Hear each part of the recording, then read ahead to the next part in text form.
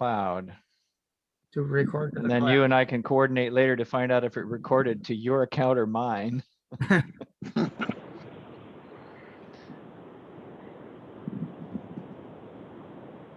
Oh, it says give me permission to record. Are you recording? I clicked record, so you may have to approve it. Okay, it's approved and mine's not kicking up, so. All right, so it may turn out that the recordings are on my account, and if so, I'll get them to you. Okay.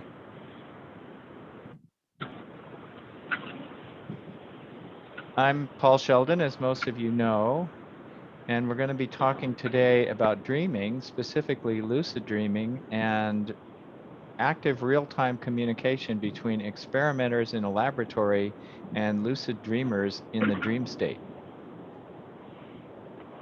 I started studying dreams about 50 years ago, and in 1978, my master's thesis in human development was titled Dreams for the Future.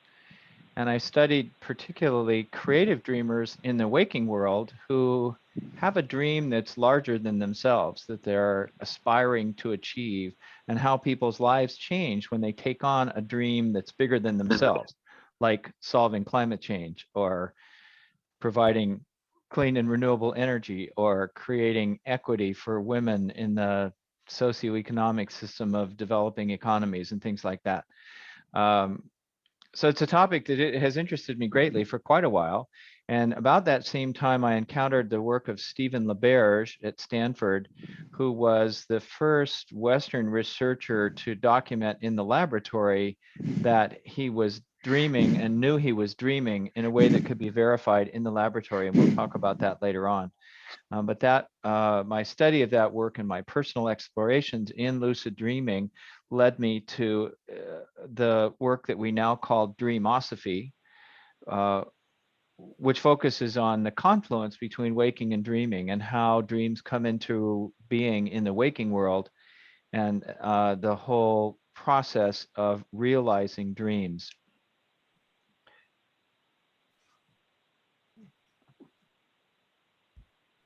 The title that Doc picked for us today is What is the Significance of Dreams to Our Relationships with Others and Perhaps All Nature?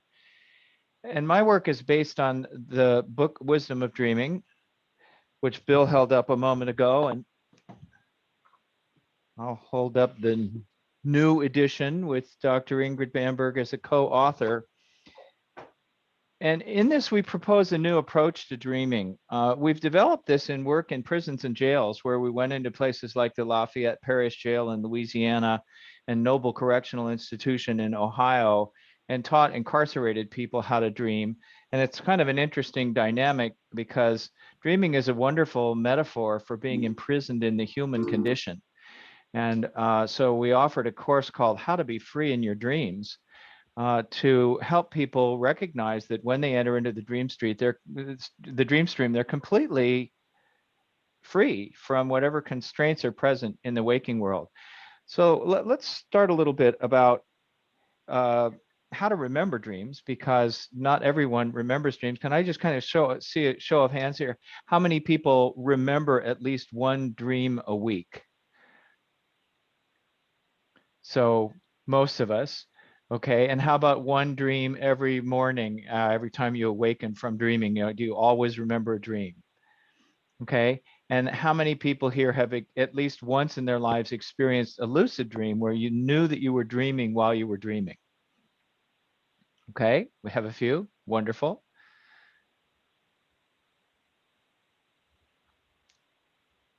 In Dreamosophy, we train dream ambassadors, what we call them, ambassadors from the dream world to the waking world, as peer mentors to help people get more value from their dream lives. And Ingrid Bamberg, who's on the phone with us today, is one of our first dream ambassadors. And through the Wisdom of Dreaming program, people learn various themes that we present in the book: how to be free in your dreams, how to feel good in your dreams, how to speak up in your dreams, how to make friends in your dreams, how to understand and realize dreams. And we have a unique approach because we're not so concerned about what does it mean as what are you experiencing. And how does that develop confluence between your waking life and your dream life? And so it's a rather unique process. It's not the same as the traditional approach of, oh, I had the weirdest dream last night. Maybe you can tell me what it means. That's not our interest. Our interest is, what does it mean to you? And if you don't understand it, that means that you don't understand what that dream meant. But we can help you cultivate a deeper relationship with your own dream life so that the messages, if there are any in the dream, become clear. But more importantly, you feel a sense of participation and ownership in your own dream life. I wanted to take a look at, sorry, I got a little problem with the advancing of my slides here at the same time that we're broadcasting on Zoom. So in order to remember dreams, you have to start with getting a good night's sleep. One of the benefits of cultivating relationship with dreaming is getting a better night's sleep, because dreaming occurs at the end of each sleep period. And so it's important to recognize that getting a good night's sleep is the best way to improve your dream recall. And there's some simple things you can do. Drink enough water, not too much. I'm old enough to recognize the axiom that for folks my age, going all the way means making it all night without having to get up to pee. Uh, that'll help a lot if you have properly hydrated but not too hydrated.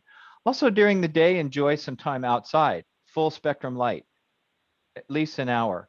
Eating a simple diet, less processed foods. If you're drinking a lot of alcohol or smoking a lot of pot, that can inhibit your dream recall. And limiting screen time, especially before bed. Having direct experience of the world is more intense than screen time. Setting up a regular dream stream ritual, and that involves having a regular time of going to bed at night, maybe having an invocation that you say before you fall asleep or when you first wake up, and also keeping a dream stream journal to record your dreams, and not just your dreams when you're asleep, but your aspirations and your dreams of how you'd like your life to be in your waking life will help. And so once you start to do that, then as you have a regular sleep time, you can set your intention with a phrase like, when I remember my dreams, I remember myself, as you're going to sleep. Or I'm going to sleep now, and when I wake up, I'm going to remember my dreams. That will help. Alarm clocks interfere with your dream ritual. So if there's any way that you can fall asleep and waken without you needing an alarm, that will help. And one of the most important ways of remembering and increasing your dream recall is when you first wake up, don't move your physical body. Just be there and let the feelings wash over you. Notice how you're feeling. And if you allow those feelings to wash over you, then they'll be accompanied eventually by dream scenes, vignettes, dialogues, and the whole recall of a dream. Keeping a journal will help. And choosing a dream buddy, sharing your dreams consciously in your waking life, will improve your dream recall and also help you get a better night's sleep. So let's talk about lucidity. My definition of lucidity is recognizing you're dreaming while you're dreaming. Other people can define that also as recognizing that you're dreaming and being in control of your dream. In Dreamosophy, we're not strong advocates of trying to control your dream. There are lots of reasons that we can talk about if we have time, but simply recognizing that you are the dreamer is the beginning of deepening your experience of your own dream life as a participant, as the one who is dreaming. And so ways to do that are to set your intention as you're going to sleep. When I notice something odd, I'll ask, am I dreaming? And the way to do that is to practice while you're awake. Anytime you notice an anomaly or something unusual, if you see a typo on one of these screens, recognize that there's an anomaly. Find something to focus on. An easy thing to focus on is anything written that you can find. Find a word, pick the word dreamosophy, and read it, look away, look back, and read it again. Carlos Castaneda used looking at his hands, focusing carefully on your hands. Oftentimes, when you look at something in a dream, the specifics will change, especially if you look at it, look away, and look back. If it's different, you're probably dreaming. And then you can levitate or fly, do something unusual, walk up to a wall, put your hand against the wall, push gently and see if you can push your hand through the wall. I remember doing that in a dream once with a plate glass window and being very concerned that I want to do it gently because you don't want to break the plate glass window. But when you can put your hand through a window, that probably verifies that you're dreaming. Another level of lucid dreaming is recognizing yourself as the dreamer. And that opens up a whole other world of dialogue that hopefully we'll have time to talk about today as well. What I particularly wanted to focus on was this article that came out recently titled Real-Time Dialogue Between Experimenters and Dreamers During REM Sleep. And this was published in an esoteric journal, a link for which is at the bottom of this screen. And of course, we'll be sending out copies of this presentation so that you can get at this link. But if you were to search for real-time dialogue between experimenters and dreamers during REM sleep, you'd find this study. And there's a lot of press about it, lots of articles, but the actual study itself is available on this biology website called cell.com. And for a nerd like me, it's really worth reading because they have a lot of detail about their methodology and how they approach this topic. And this was a team of researchers in 4 different countries. So what they did was real-time dialogue. They took dream reports after people awaken, but most dream reports are fragmentary. So they developed methods to allow for two-way communication with dreamers during a lucid dream.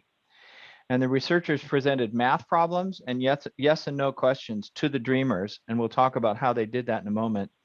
They answered in real time with volitional eye movements or facial muscle signals so that there was actual communication. Anybody notice a typo here? Did you look at it, look back, read it again? Good way to find out if you're dreaming.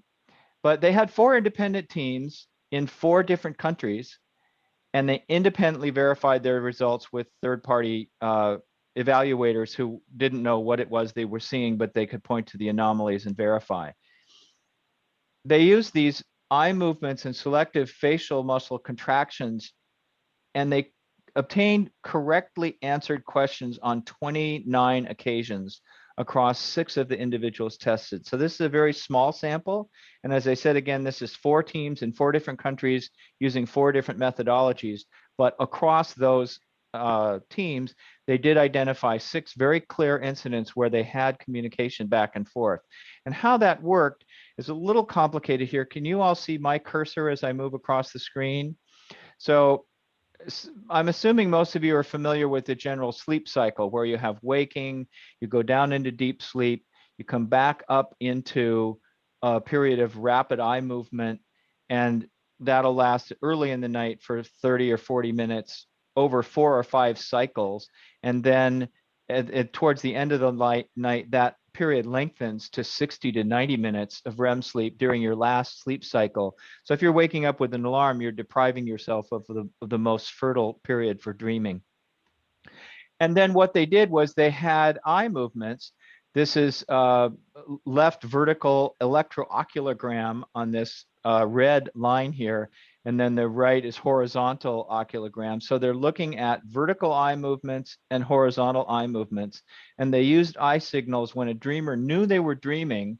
They would move their eyes in a characteristic pattern, left, right, or up, down, or around in a circle. And you can see on these laboratory readouts that even though the body is clearly asleep, the respiration and heart rate are down. They're unresponsive to auditory and visual signals, but there is a very clear signal that's detectable on these laboratory devices that show a researcher observing in the lab or a third-party observer looking at the printout later that something unusual has occurred here.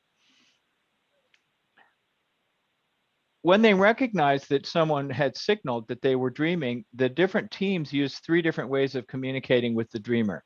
They used an audio signal where they would play a recording that said, "What is 8 minus 6?" Or they would use a visual symbol like a flashing light using Morse code, or they would tap gently on the wrist or the back of the hand of the dreamer in the laboratory, in essence, to get their attention, but without waking them up. And they monitored EEG and EOG signals to make sure that the person was not waking up so that they could then determine the signal. And then the person would respond with their eye movements or their facial movements. If they squinch their face up or frown in a dream, there is a detectable electrical signal that can be measured on the face, and they would answer 2.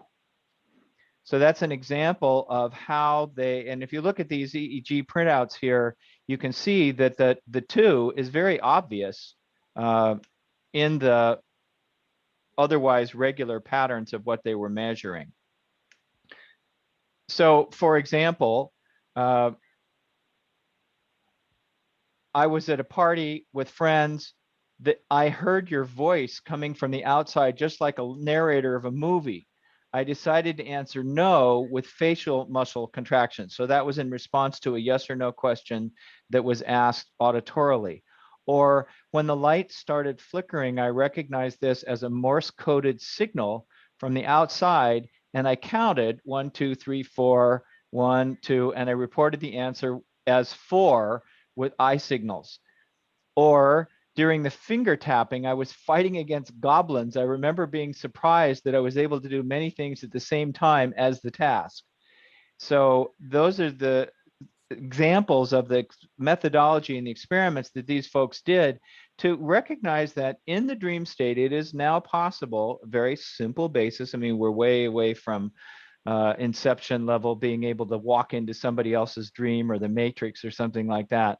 But there is actually scientific research data on a very small scale to recognize that dreamers who recognize that they're dreaming can perceive signals from the outside world and respond in the dream state in a way that can be detected by researchers in a lab. So what? Although you can verify that you're dreaming, you can never be certain that you're awake. And so this brings up all kinds of questions about, that folks like the Tibetans and the ancient Greeks have asked for centuries and in some cases millennia of what is the difference between sleeping and waking. Folks like Gurdjieff offered the analogy of being awake in our consensus cultural trance is to true awakening as sleeping is to waking. We don't know what the meaning of all that is, but we know that the dream state has the capacity for many things, such as communicating with loved ones who have died. And so I'm going to, if I can do this right, share a brief video that records an experience of a dream that was given to me about a month after my father died when I was 20. So let's see if this will play for us here.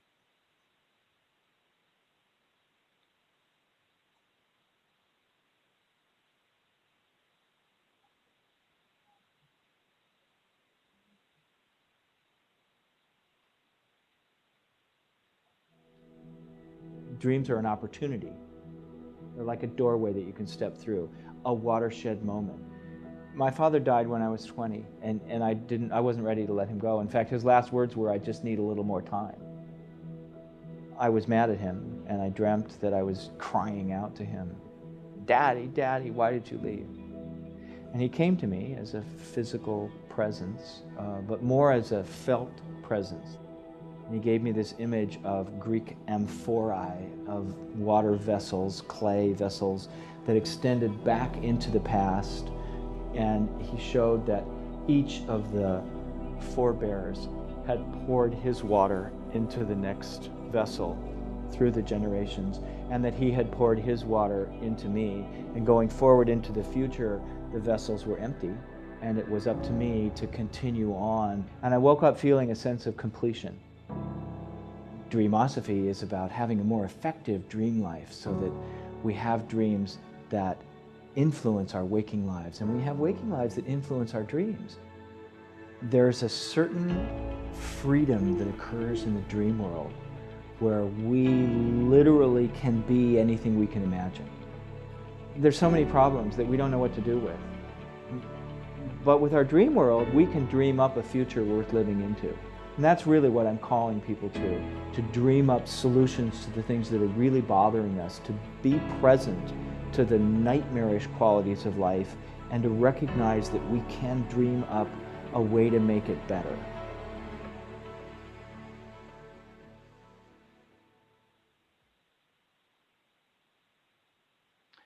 So the question remains, so what? There are a number of areas that are of interest to me, but I'm also interested to know what areas are interesting to you. I'm particularly interested in these dreams of loved ones who have died.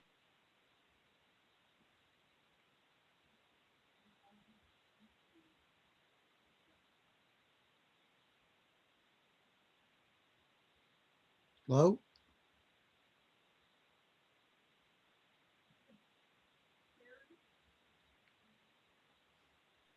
Maybe Paul is dreaming. It could be.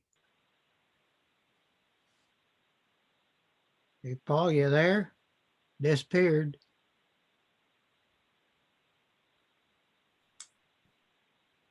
Oh, that's interesting.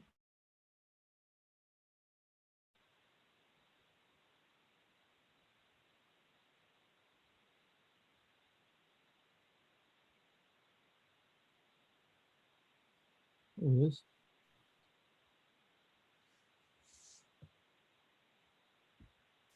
Paul, you're muted. I can always tell when I talk too much because Zoom disconnects me. Well, Paul, you were there, and I looked away, and then I looked back, and you're gone, and then I looked And away, and you were there, so I must be dreaming, right? so that must be, can you levitate? If need be. Yeah. So were you able to see the Death is But a Dream book that I was starting to show? Okay, so I was starting to talk about dreams of loved ones who have died. And I recently encountered this book from several years ago, Death is But a Dream by Christopher Kerr, MD, who's the executive director of the Buffalo Hospice. And he's documented thousands of incidents of people approaching death who dream of loved ones who have preceded them in death. And for many years, I followed Elizabeth Kubler-Ross around, who created the hospice movement.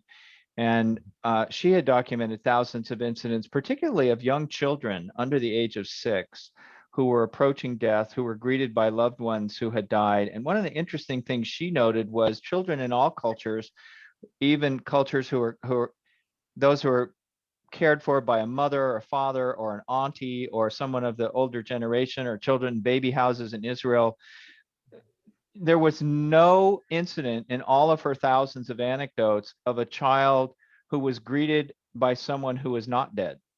So one would think that if a child was dying and they were going to be greeted by someone they loved, it would be mommy. But these children were never greeted by mommy if mommy was still alive.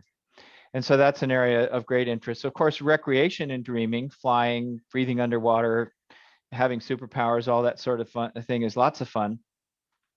Creative insight is well documented. Most of the major world religions pivoted around a dream that the founder had as part of an enlightenment experience. Inventors and innovators of all kinds, Where the Wild Things Are came out of a dream. If those of you have young children, Good Night Moon came out of a dream.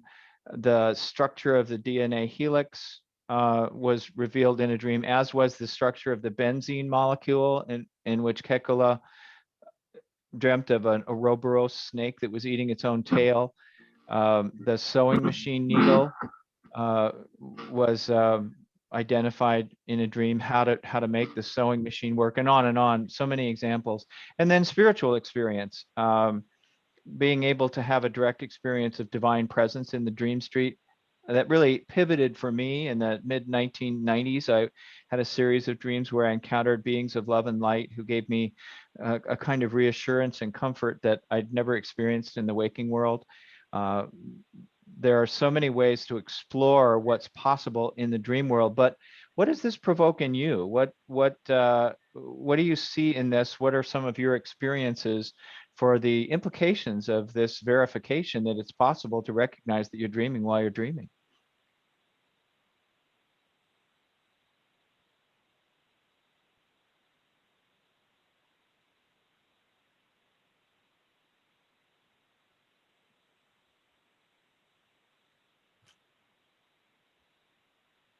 I see Sun has his hand up. I don't know how to call on you though. So Hey, please. hey there. Can you hear me okay? Ah, not his. Yes. Hello. His, her, what does it matter? They. They. Yeah, so I'm I'm particularly interested in dreaming as it relates to the creative process. Um, Yes. I've had dreams of just brilliant architecture, brilliant art, and music. I have friends that have dreamt of music and art as well. And so I'm really fascinated as to see how that can help people, artists and musicians in the future, connect to their greater unconscious source, the cauldron of creativity. And Yeah, I'm really let's talk about that interested. a little bit. Let me interrupt for just a minute. Yeah, Doc, no. in the process of my coming and going, I lost the ability to record. Can you restart the recording? It automatically transferred to me, so I don't know how this is going to work out. Lucky you. We'll probably end up with 2 recordings, one for presentation, one for questions and answers, maybe. So, Sun, back to creative participation and creative insights. Of course, there's a lot in music, REM, um, and there's some groups that have recorded songs about this a lot. There has been a lot of work done in movies. I think one of the links that we sent out in preparation for this was the 10 movies that feature lucid dreaming and how that can result. What are some of the ways that you see that this could impact creative process?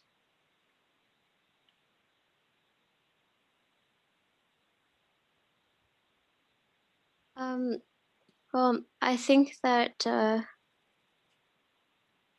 we have a more unlimited potential when we're reaching into the dream space. I think that sometimes our minds as creators and even just as human beings tend to be limited to what we know, Mhm. while as the unconscious and the dream space doesn't have that kind of limit. So I think that we can be pulling fresh creations, fresh solutions from that greater space of ourselves. Um, so that's how I see that. And also, I also see dream space and lucid dreaming in particular as maybe a kind of fun and more sovereign alternative to um, virtual reality. Like, why plug into a machine and plug into someone else's program when we have our own capability to create an inner space? And I would love to see more research done on shared dreaming experiences. I've heard that some people have been able to do this. I personally Mhm. haven't, but I find it fascinating. And it would be so cool to, instead of having a Zoom meeting, fly around with all of you in the dream space and talk Have a about it dream there. meeting. Yeah, yeah. I mean, maybe that's a little bit far fetched, but who knows? Who knows?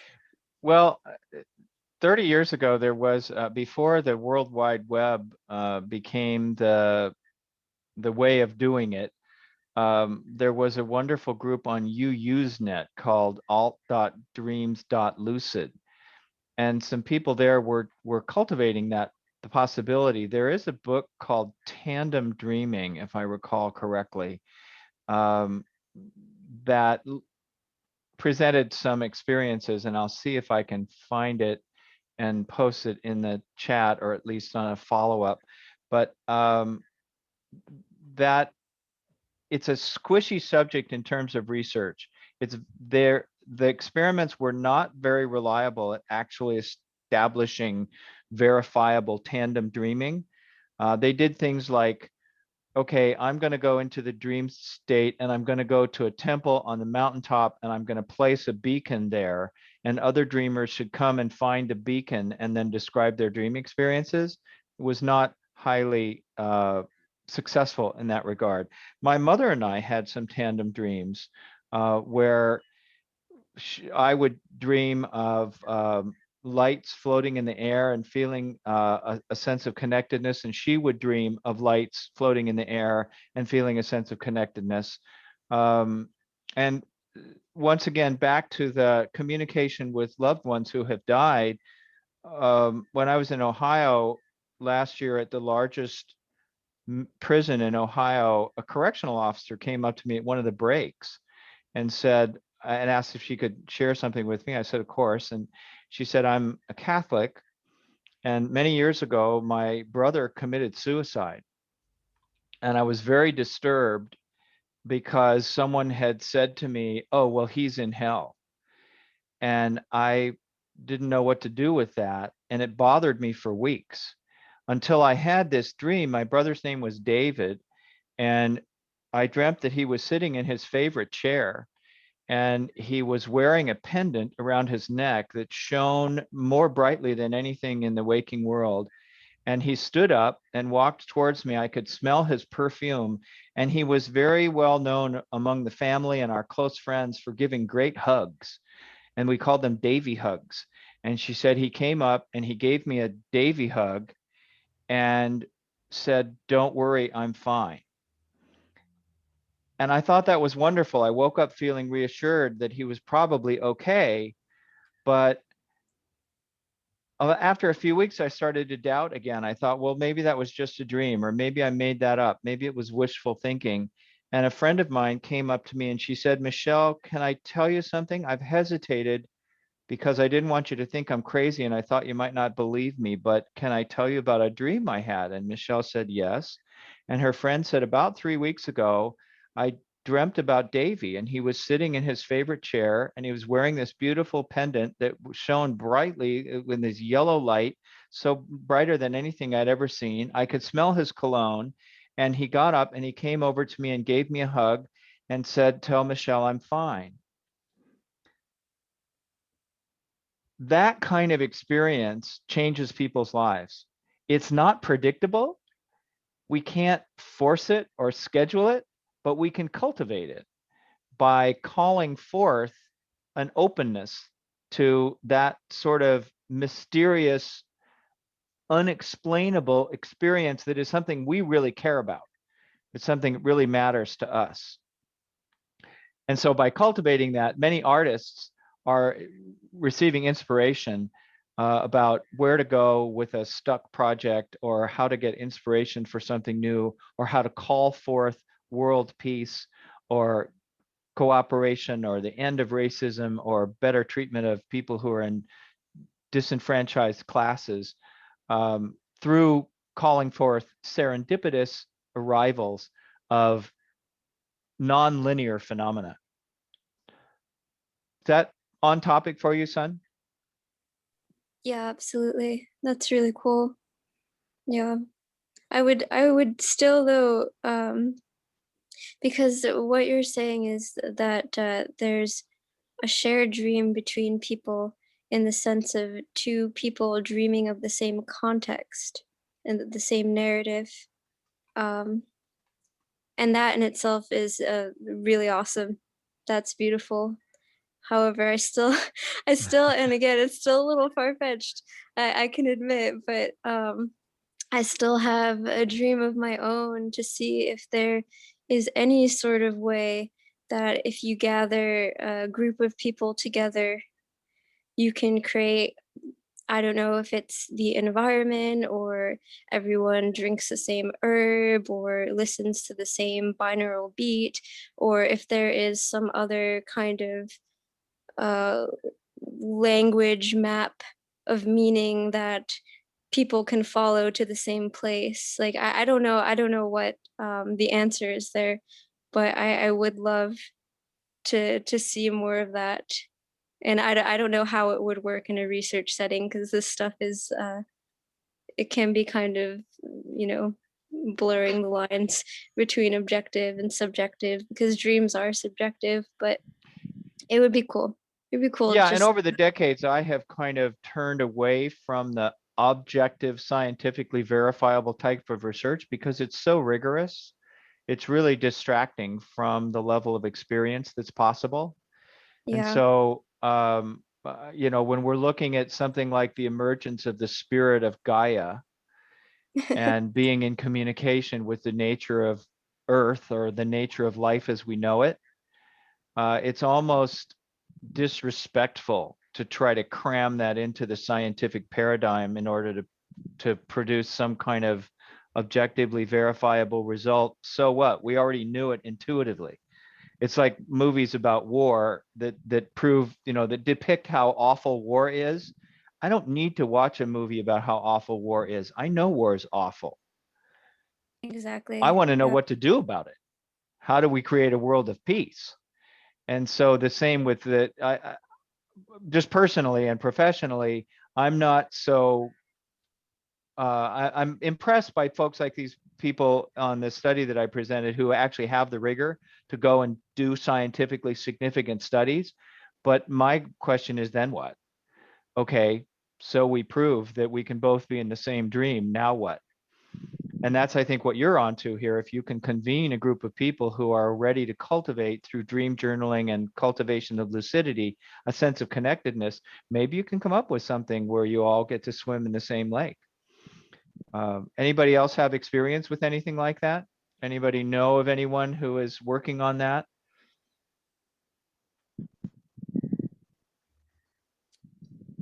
I know Stephen LaBerge convenes a group of people in the winter holidays in Hawaii, usually with some Tibetans, to cultivate lucidity. And I would imagine that they would be open to practicing something like that. But as last time I checked, it cost $10,000 to attend that workshop. So it's usually a pretty small group. Paul, Hi, Bill. I'd be interested in your observations about the hypnagogic state in between. Yeah. So for those who may not be familiar with the phrase, that's the transition between waking and sleeping. And I remember as a child being startled by that, oftentimes something like stepping off a step or getting hit in the face with a basketball would startle me, and I would jump in bed and recognize that I had been in this hypnagogic state, but it was real. And it's very conducive to reverie. And so during that hypnagogic transition is a wonderful time to cultivate meditative states of awareness. Yes.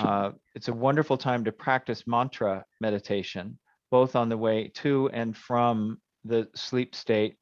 And many of the gurus will say meditating when you're dreaming is the same as meditating when you're awake, which has been my experience as well. But the Tibetans will say that doing so gives you access to a realm of experience, and the Central American and South American native peoples have lots of culture around entering consciously into that altered state through the hypnagogic state that takes you into a dream-like state, but may not be the same as dreaming.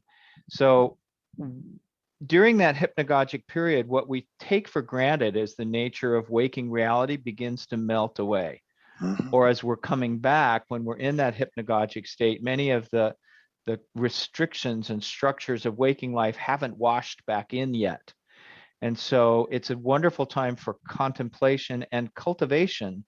It's a time for dream incubation, where if you're, for example, challenged by a scientific difficulty or a relationship issue or cultivating spiritual states of awareness, if you have a phrase or an image or a thought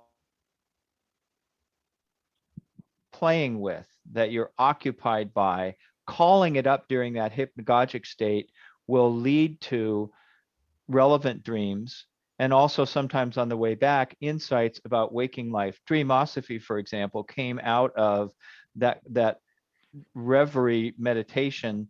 Ingrid and Arlene both know that that process came from what was originally given to me in a hypnagogic state as oneironostic wholehearted limnosophy, which is not a phrase that anybody else would be searching for on the web.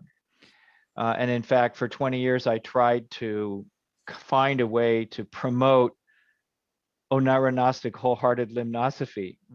It didn't take. You do search engine optimization on the phrase limnosophy, and guess what? You find out nobody's searching for it. I did find with oneironosis, which was the original word that was given to me, I tracked that for 15 years, and somebody else wrote the book. And it's exactly the book that I would have written using the word that was given to me that was pretty easy to come on if you know that Oneiros is the Greek god of dreaming and Gnosis is a tradition of knowledge and conscious cultivation. So oneironosis is not an impossible term to come up with if you're interested in those topics. But in fact, I wasn't moved to write the book, even though I had planned it and was intending to do so. Somebody else wrote it. And he's a wonderful man who has designed the certificates that we use for our graduation certificates in our dream program. But the book is exactly the book that I would have written. And that came out of hypnagogic concentration, of cultivation, of what is it uniquely about what I wonder about with dreaming? How do we describe that? What's the word? And the word that came was oneironosis, and it came not only to me, but to others as well, which is for me one of the great fascinations. Many great inventions happen like that. Both the Americans and the French invented the telephone, and they've been arguing for over 100 years about who invented it. Well, they both did. And that often happens when we cultivate in that hypnagogic state. Now, as a bridge to lucid dreaming, Sonia posted about WILD. I'm glad you mentioned it. WILD is the acronym developed by Stephen LaBerge at Stanford, Waking Induction of Lucid Dreaming, which is practicing while you're awake, testing your state of awareness. And the suggestion that LaBerge made was every time you walk through a doorway, or every time you turn on or off a light switch, or turn on or off your car, any kind of repetitive activity that happens in your life commonly, at that moment, ask yourself the question, am I dreaming? Is this a dream? And then test. Find something to read it, look away, look back, and read it again. That is waking induction of lucid dreaming. They also have MILD, which is memory induction of lucid dreaming, where you practice doing that in your waking life so that you will do it when you're asleep. I think I've always thought they should develop a technique called dream induction of lucid dream opportunities, because then the acronym would be DILDO, which would be fun, but nobody else has picked that one up. But yes, and you said, maybe I got the term wrong, it means staying awake through the process of falling asleep. Ah, yes. Interesting dynamic there around staying awake while you're falling asleep as a transition directly from being awake into lucid dreaming. Going directly into the dream state is not something that's a common skill. There are people who have cultivated it, and you can teach the mind, and it's not necessarily the mind, it's awareness, to persist through the hypnagogic state into the dream state, and to know that you are who you are as you go into the dream state. One of the clinical observations about that is that the transition from waking directly into directly into dreaming tends to be characteristic of people who are sleep deprived or depressed. Because there's a biological component here about the sleep cycle of going down into deep sleep and then coming back up into dreaming, that what they've identified is that when that cycle is followed during the REM periods, that's when the cerebrospinal fluid literally washes the brain. It oozes through the brain and melts the plaque that later correlates to Alzheimer's. And so honoring that natural cycle of going into deep sleep and then coming up into dreaming later seems to be more consistent with natural biorhythms and healthier for well-being overall. The other thing that happens is oftentimes people say, I went straight from hypnagogic sleep into dream sleep. But in truth, in the laboratory, the machines showed that they had gone into deep sleep and came back up into dreaming an hour or two later. And the consciousness was interrupted, but the consciousness didn't know that the interruption had occurred. It's nonlinear time. So our experience goes directly from hypnagogic state into dreaming, but biologically, we went through a period of deep sleep on the way from here to there. And it's a matter of philosophical debate as to whether we ground that physiologically in the biology of it, or philosophically and spiritually in your experience of it, to say which is true. If my consciousness persists from now until then uninterrupted, but the researcher says my body was asleep for an hour and a half, which is true? That's an existential choice that we make. Tom was asking, is there a therapeutic use of dream state control that might provide some relief for schizophrenics? And it says, I ask because I understand the clinical state has been called the waking dream. This has been a subject of study for psychoanalysts for over a century now. My favorite approach to that sort of thing is Ronald Lang from the Tavistock Clinic in Scotland, and Aaron Esterson, who supported diagnosed schizophrenics in delving into the schizophrenic state, not as a disease, but as a journey into wholeness.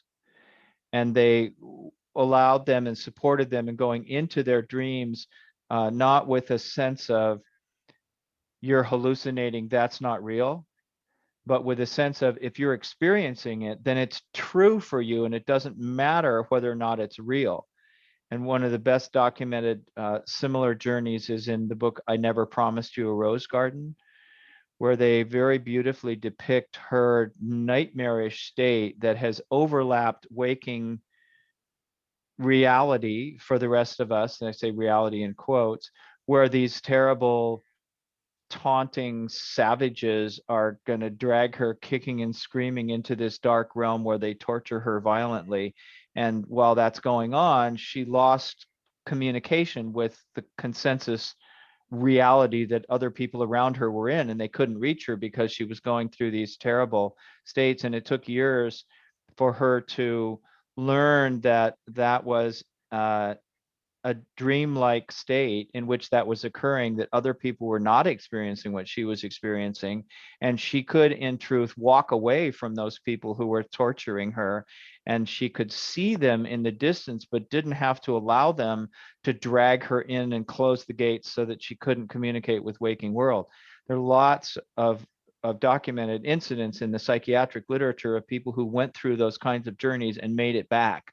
Unfortunately, there are also a large number of documented incidents of people who go into those states and don't come back or can't make it back. They're taunted and haunted by those dreamlike states that impinge on their waking reality. And that's one of the big questions of psychiatry and psychotherapy generally. Well, a whole set of questions. How do we identify which is which? How do we identify somebody who's so tormented by something that they may end up killing themselves? And how do we get them the proper help before they do that? And this is one of the problems with pop psychology approaches, is that they aren't trained to recognize these clinically diagnosable dangerous states where people are at risk for themselves or others. And so they delve in naively and drive people into suicide or hallucinogenic or hallucinatory states that they can't get back from without assistance. And I've seen that a number of times too. So it's one of those fertile areas. Calling the clinical state a waking dream, I think is very useful as a phrase and as an approach that says, okay, what if this was a dream? What if we were participating in this as a waking dream? And if I had some say in it as the dreamer? Maybe I can't produce the whole world as a movie producer would. I can't call forth what other people are going to do or what the circumstances are going to do, but what can I have a say in? Not necessarily as a controller, but as a cultivator, as one who's incubating a desired or preferred or intended state. Lynn McTaggart has done a lot of work recently on the power of intention and what happens when a group of people get together and declare their intention or share an intention. How can that influence what happens? Maharishi Mahesh Yogi talked about 1%. If 1% of a population begins meditating on peace, that will have a critical mass for the consciousness of people in that area. When I was in Los Angeles 35 years ago, the first time the Pope came to Los Angeles for 72 hours, he was in Los Angeles for 24 hours, sorry, for 3 days. And during those 72 hours, no murders were recorded in Los Angeles for the first time ever. How do we cultivate those states that are like a waking dream where we actually get to have some say? Eric, do you want to say a little bit about Gaianism in that regard?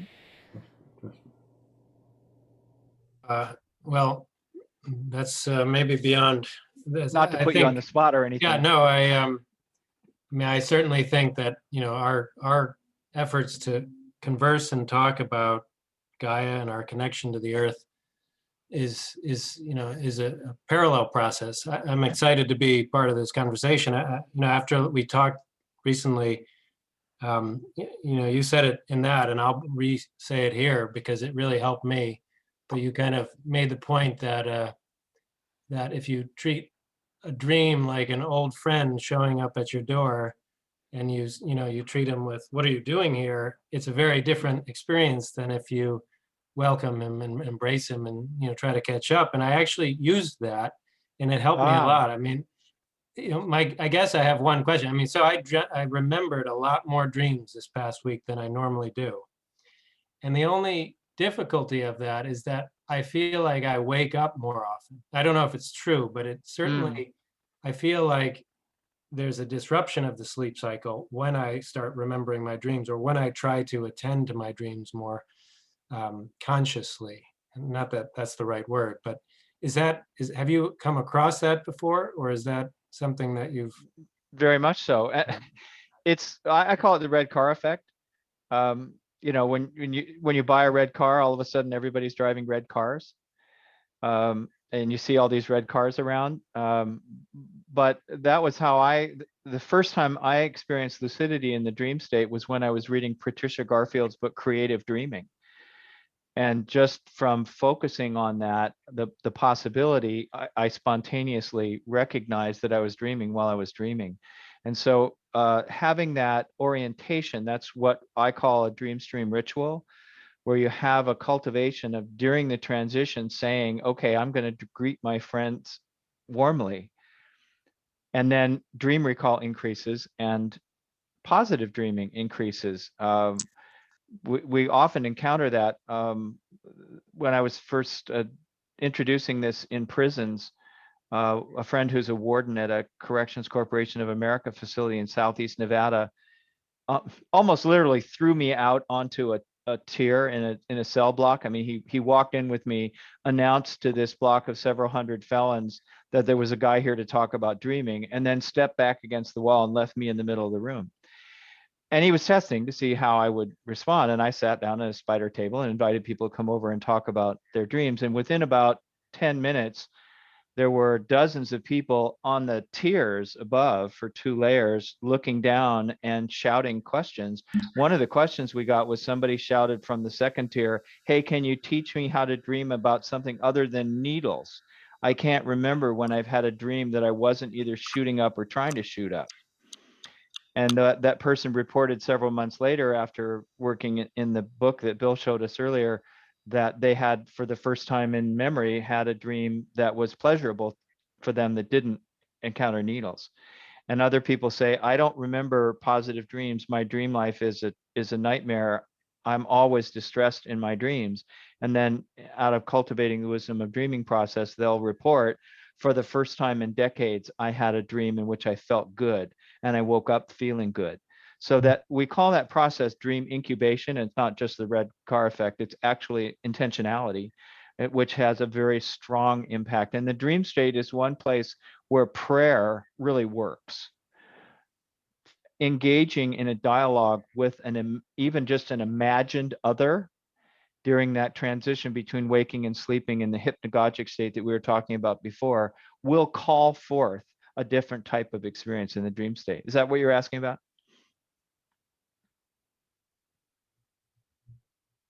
I think the main thing I'm asking is, how do you prevent yourself from disrupting the process or the cycle when you start attending to it?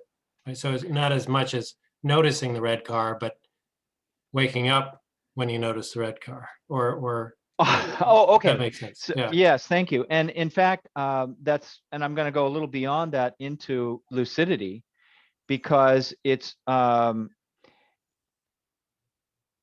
documented that as we recognize that we're dreaming while we're dreaming, we get so excited we wake up.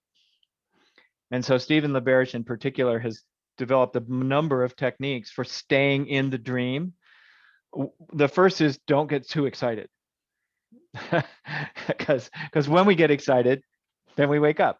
But there are a number of techniques like looking at your hands, and the one that LaBerge developed was spinning, actually turning around. He's a Sufi, and physically turning your body around in the dream state seems to allow you to stay in the dream. I've tried it for years, and the record I had was 4 times in and out. Of starting to wake up and then spinning and going back into the dream state. So spinning is worth cultivating, but more importantly, don't get too excited. Just stay with the feeling, and it will reduce over time. The first 4 or 5 or 10 times that you wake up and go, I could have had a V8, when you will gradually develop the ability to stay with the dream and to stay focused on the events in the dream and not come back into your body, because it's a continuum. And waking life, Jung said, waking life is cacophonous. The cacophony of the waking life is so great that it overwhelms the dream state. It drowns out the experience of the dream. And that's what we've been enculturated for. We were taught language, and we were taught socialization, and we were taught all of the rules and privileges of being awake as what you're supposed to do. And the idea of withdrawing your awareness into a dream state or a meditative state is wholly other. One of my favorite lines in meditation, when new meditators complain that there's too much noise and they can't meditate, and oftentimes new meditators will harangue the people in their houses. Please be quiet, I'm trying to meditate. That's not the point. If you can still hear the sounds, then you're not meditating. And so being able to withdraw the consciousness intentionally with awareness and let go of the sensual perceptions is a skill that has to be cultivated over time.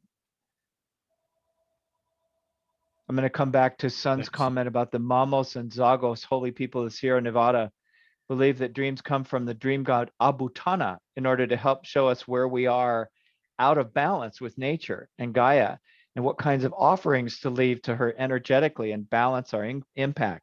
That's a common practice in traditional societies. Southeast Asia also has a lot of cultures where, first of all, a dream, once remembered, belongs to the community.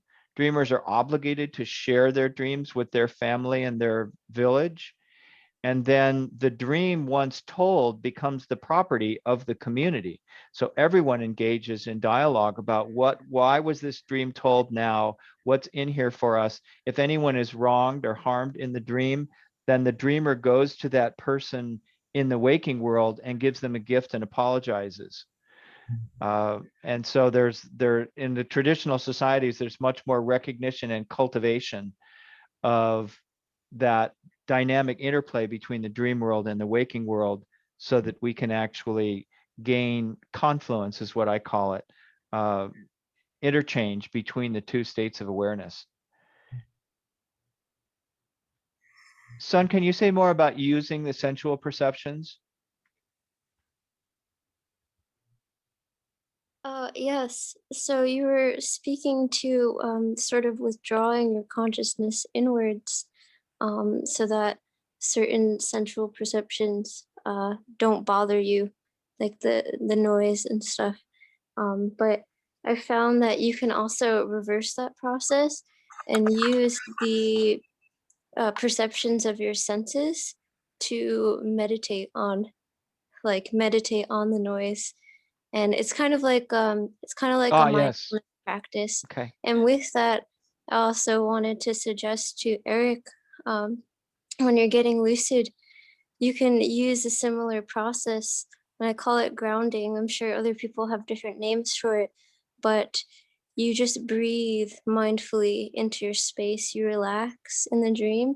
And if you can find something to touch, touch that thing and focus on the sensation of the wall or the grass or the plants, and use that to use your physical sensation to ground you into that dream space and stabilize it.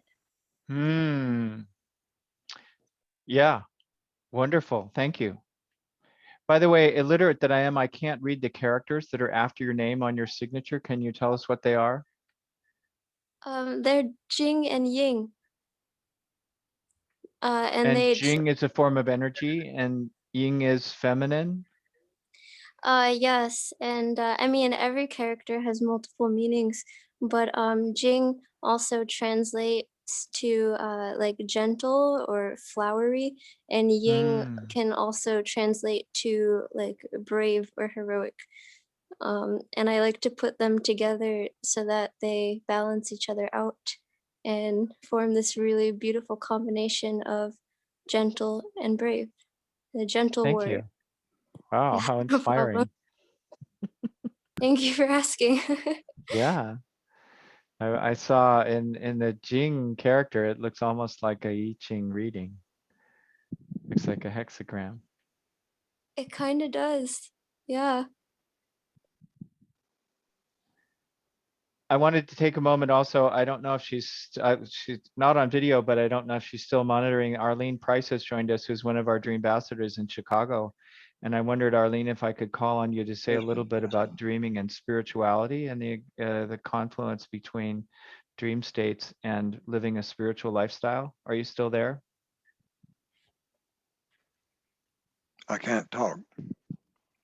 Oh, it looks like We can hear you now, Bill. okay. I've had a malfunction. Yes, I ask about the hypnagogic state because after a long Okay. time, Thank you so much. You're welcome. All right. Okay. Okay, There bye-bye. she comes. after a long period of meditation training, I had some hypnagogic experiences in between that left the impression of the illusion of the waking state. Okay. Yeah. That has persisted. I can operate in the waking state. I can still get across the street, Yes. you know, but I have no question about it being real. Yeah. So I don't use the phrase reality very often anymore because of that. hmm I'm much more interested in truth and experience. Right. And so that really confirms that there is a level of experience that is not dependent on the physical or even cultural reality. Charles Tart did some wonderful work in the 70s and 80s around states of consciousness. And his most famous book was Altered States of Consciousness, in which he cataloged some of the different states of consciousness that we can enter into. And then as his research proceeded, he recognized that it's inappropriate to refer to our quote normal state of awareness as normal, because there is no normal across people. Everybody's state of consciousness is different.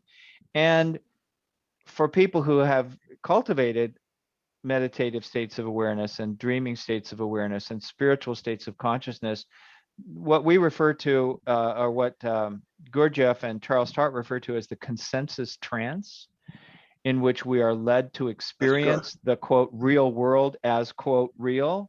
Yes, is nothing other than a consensus trance that we enter into by agreement. But it's not who we are. It's not where we come from. It's not where we're going when we die. So why do we put so much emphasis on this consensus trance that's all full of pain and suffering and war and inequity and disillusionment and all of that, when you have these other states of awareness that are so much more satisfying and so much more vast? The Tibetans say waking consciousness is like a leaf floating on the ocean. And that consensus trance is like a leaf floating on a cosmic ocean of consciousness that in the 19th century, people who perceived it were pretty much considered crazy. But thanks to the work of Richard Maurice Buck and the ancient teachers from all different cultures, those mystical and spiritual states of awareness have gained more recognition and appreciation. Richard Maurice Buck wrote a book called Cosmic Consciousness back at the like 1920 something. I thought I had it. Well, my copy is not coming to hand immediately, but he looked at Walt Whitman and Hildegard of Bingen and a number of other well documented mystics, Bohm, I think, and said, look, these states of awareness that people think are crazy, that this person has gone off into hallucinations and they're not reachable anymore. That's because they're capable of experiencing a form of cosmic consciousness that the rest of us are capable of learning, but we're in essence, we're developmentally delayed if we cannot experience those states of awareness. And we can respect some of those people as teachers and not necessarily marginalize them as crazy people or people who are having visions. That means that they're out of touch with reality because they're in touch with a different kind of truth. One of the teachings that I have found helpful on that is from Vedanta, which basically approaches the release from that assumption of the reality of the waking state by negation, by subtraction. And the phrase that they use is neti neti. And it means not this, not that. So that when you grasp that a piece of it is not truth, you let it go. Yeah. You don't hold on to it. So gradually the signal to noise ratio gets better.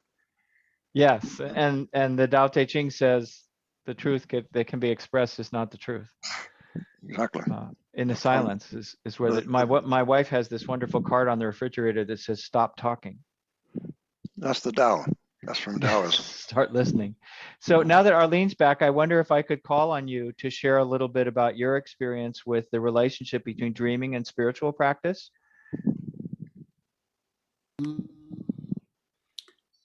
So dreaming and spiritual practice, I don't know if I can identify a relationship. Well, you're such a wonderful embodiment of commitment to spirituality and bringing spiritual states of awareness into daily living, to confront life's challenges and difficulties as an opportunity to learn to be more spiritual. And I thought you could maybe say a little bit about that.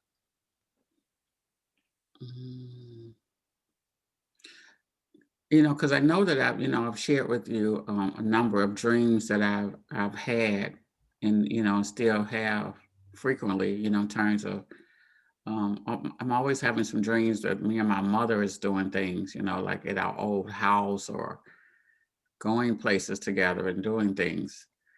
So I'm always kind of puzzled to try to figure out what's exactly is she saying to me, or what's happening, what's going on. But then in terms of spirituality, then I pray, and then I'll just say God, show me what is it that she's trying to say, or what is it I need to see in this.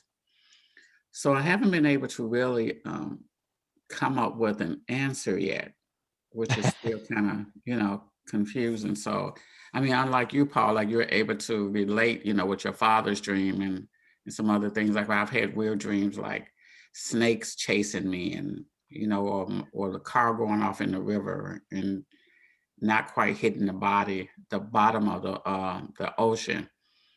So I do have a lot of dreams, but just not able to kind of correlate and see what is it in relation to. So that's why I'm just doing a lot of reading and trying to study to try to get a clearer understanding.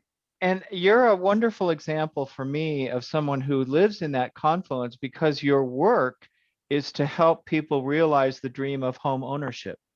Yes. And for those who don't know, Arlene is a mortgage broker in Chicago. And so your whole waking life is dedicated to helping people realize their dreams. It is one of the fundamental components of the great American dream is to own a home. And that's who you are. That's what you spend most of your days doing. But you're also grounded in your own spiritual practice, because helping people acquire homes is challenging undertaking. It requires a lot of To say talent the and least. ability and connection, tenacity. I mean, what's our record? It took you 18 months to finance one of the houses I bought. You should see the things I'm doing now. Oh my goodness. And Oh it's gosh, getting people through the pandemic. Doc, if you can give me the hosting back so that I can share another video. Arlene's brother Anthony was another of our first Dream ambassadors, and he's one of the people who enabled us to take this work into prisons. And I'd like to be able to share this quick video of Anthony. Doc, if you can make me a co-host again. See if I can do it. There's Oh, that's mine. another 1.5-minute video to share here. Let me get it set up while you're transferring.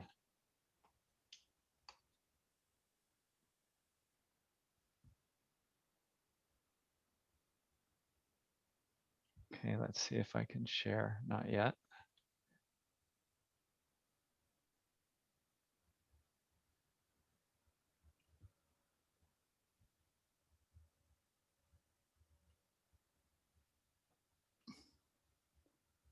Jeez, you can't get that transfer to pop up again. Usually if you click on the 3 dots above on the right-hand top of my picture, it'll give you the option to make host or make co-host.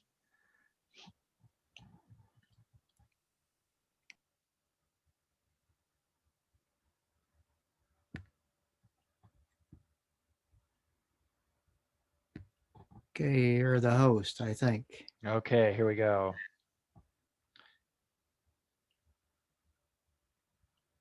Oh, wait a minute.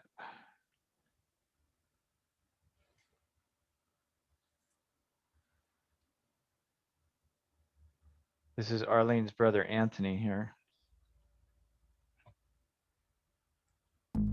I got a grand total of 25 years incarcerated. Learning your dreams and paying attention allows you to remember and see what could I have done better or different.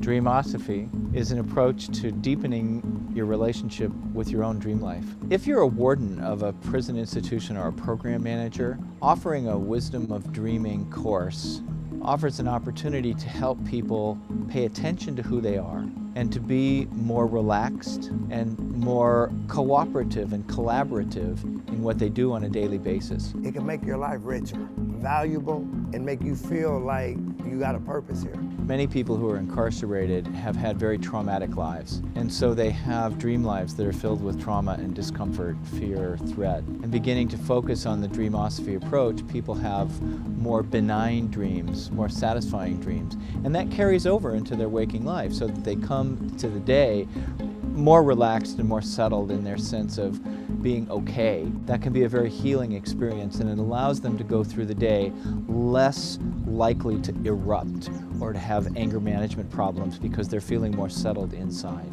Dreaming it out and visualizing it and seeing it, you'll be able to live that life that you dream. So I'm living a dream right now. If you feel that your organization would benefit from having a more relaxed constituency, a more relaxed community, then maybe Dreamosophy is for you.